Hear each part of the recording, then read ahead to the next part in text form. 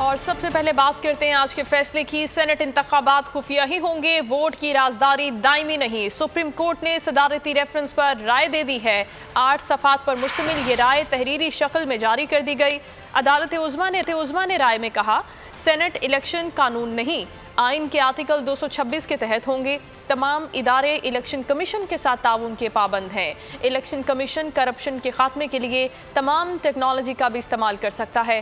5 रुकनी larger bench ने राय 4-1 की अक्सरियत से जारी की। जस्टिस याहिया आफरीदी ने इख्तलाफ किया।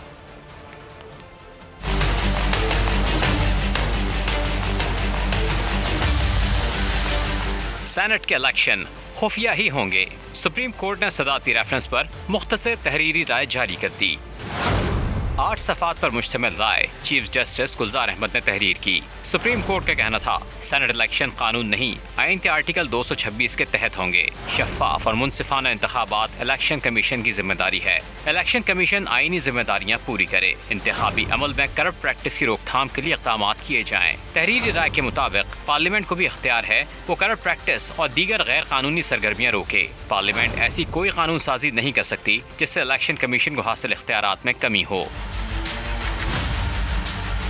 वफाक और तमाम सूबे आईनी तौर पर इलेक्शन कमीशन की मावनत करने के पाबंद हैं। खुफिया बैलेटिंग के मुताबिक अदालत अपने फैसले में जवाब दे चुकी है। 1967 के अदालती फैसले में सुप्रीम कोर्ट ने करार दिया, वोट की राजदारी दायमी नहीं। इलेक्शन कमीशन टेक्नोलॉजी का इस्तेमाल करके सेनेट इलेक्शन शफाफियत के साथ कराए। करप्ट प्रैक्टिस से इंतखाबात को महफूज बनाया जाए। सुप्रीम कोर्ट के लार्जर बेंच ने राय 4-1 की अक्सरियत से जारी की। तहरीरी राय के साथ जस्टिस याहिया आफरीदी का इख्तलाफी नोट भी मुंसलिक है।